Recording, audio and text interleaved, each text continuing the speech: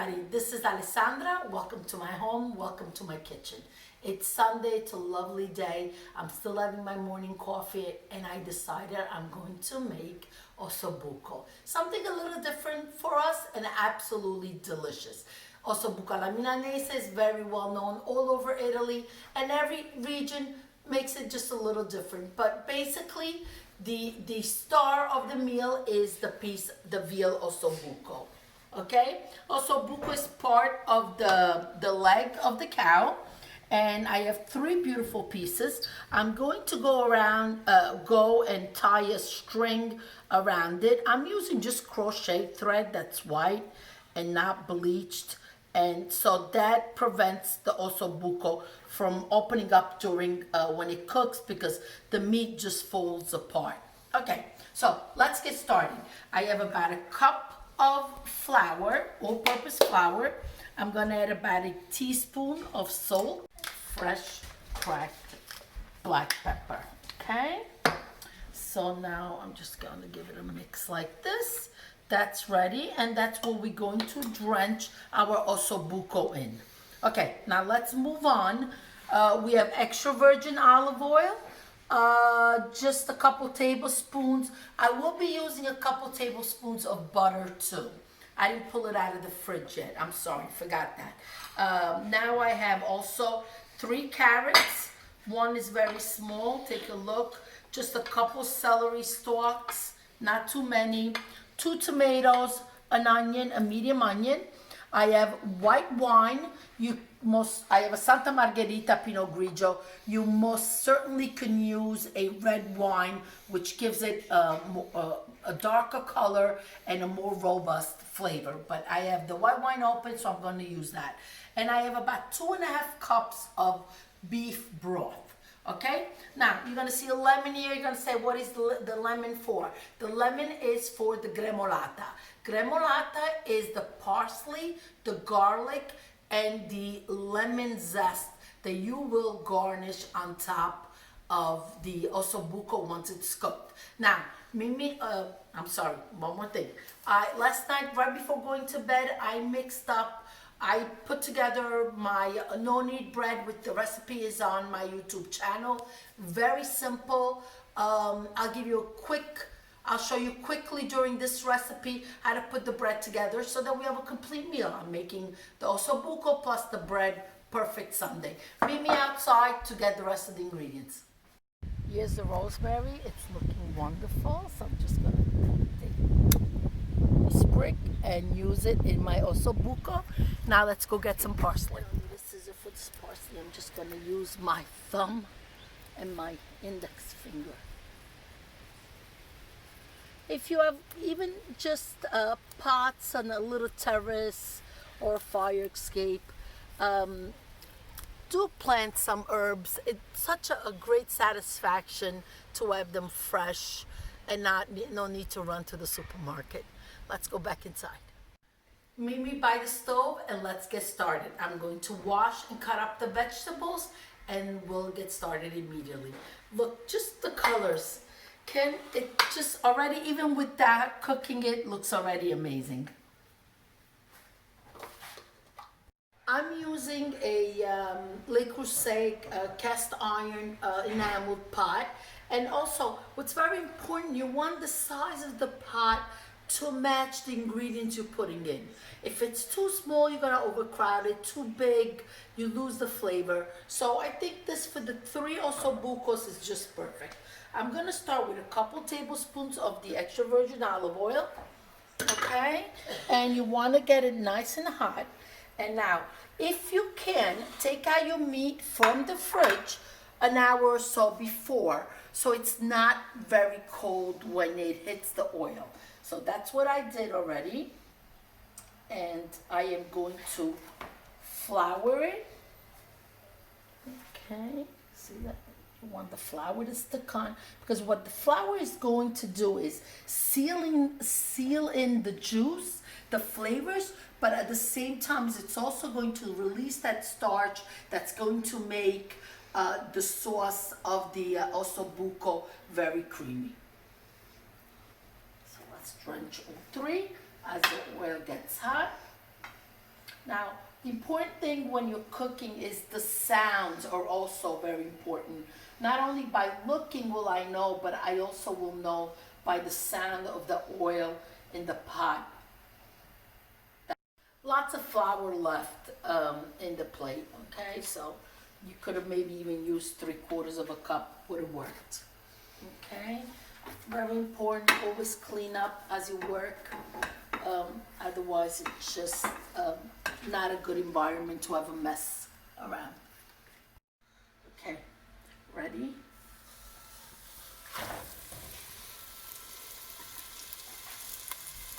Hear that? That's exactly what you want.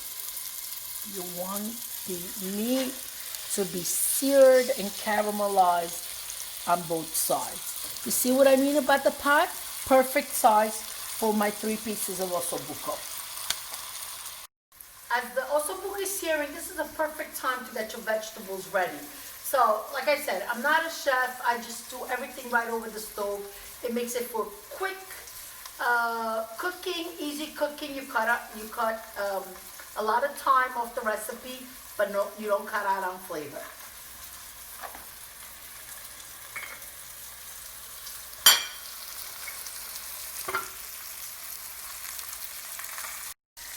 Three minutes have passed. Let's turn the Osso Buco on the other side. Oh, look at that. Perfect, perfect, perfect, perfect. That's exactly what you want. Okay, now 3 minutes on this side. As the Osso Buco is searing, I'm getting all my vegetables cut up. And if you're more comfortable with a cutting board, please do that. I'm okay just doing it right over with a knife in my hand like this, cut it in half and just slice down. Okay. Osso Buco is seared on both sides. I am going to go ahead and remove it.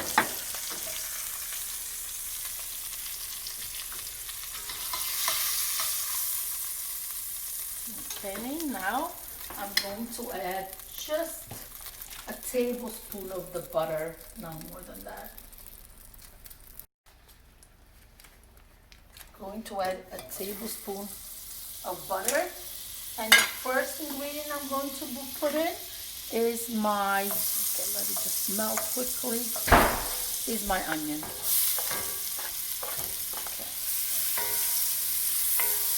And they scrape up all the juices off the sides. And I'm going to let that brown for a couple minutes.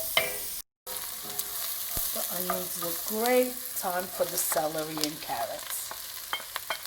Okay, going to let that brown a little bit.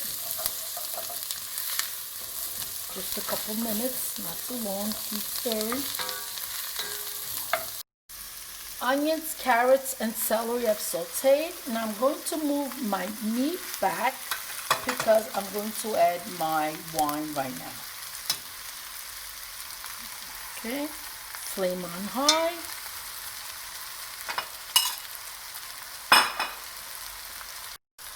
If you don't use wine and you're not putting any alcohol in your food, there is non-alcoholic wine for cooking supermarkets, but also you could use just your broth. Just your stock would be fine. There you go, hear it? Okay. Now, you need to just scrape all the little bits at the bottom. Wow. Smelling already fabulous.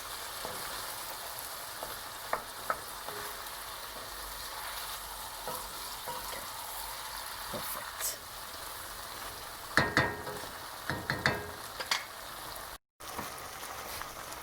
Let it just ripple. Okay.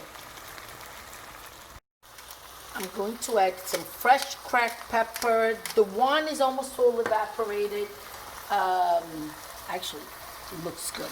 Okay, now it's time to add my onions. I'm sorry, my tomatoes. Time to add my tomatoes.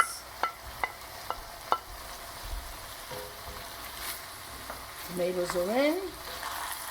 Let it just cook for one more second. And we're going to be adding the beef broth. Now, beef broth, you could already buy it prepared.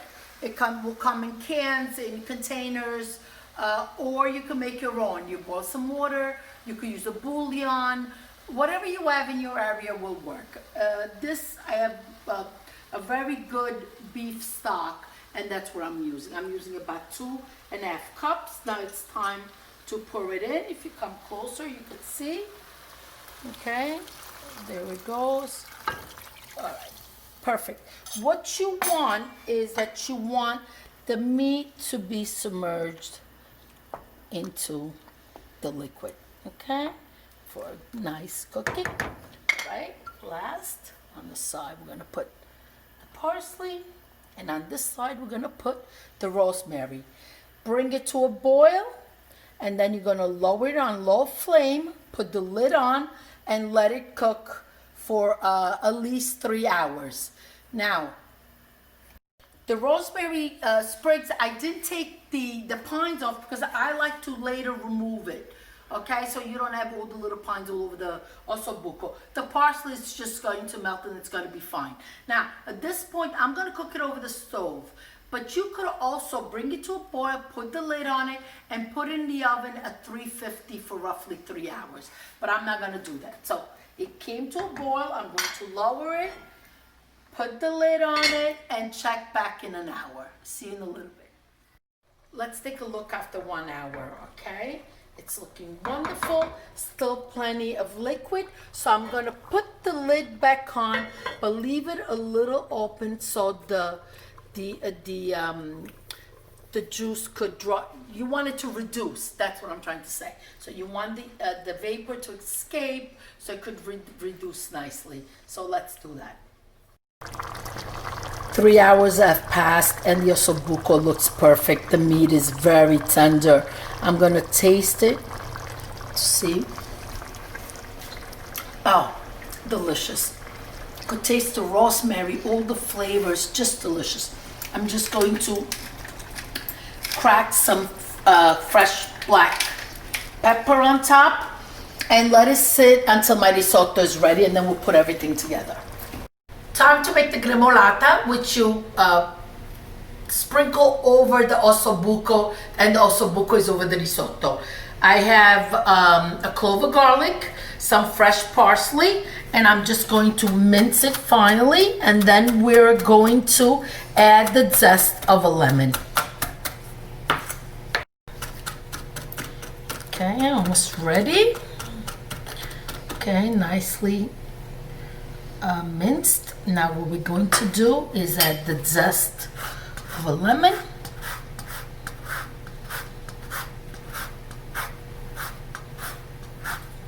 Perfect.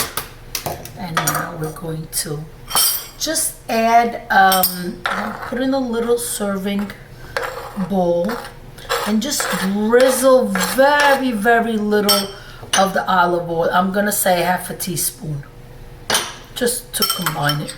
Take a look at that. That's perfect gremolata.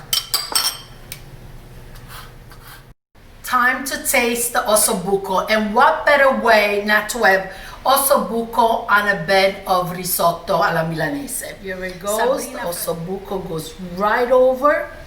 I'm gonna add some of the gravy. Look at that. Just look at that. I mean, what a great way to entertain with this delicious. We can't forget the gremolata on top, okay? Now the trick is to taste a little bit of the gremolata, a little bit of the meat, and the risotto together. The lemon zest just adds freshness to this rich and delicious meal.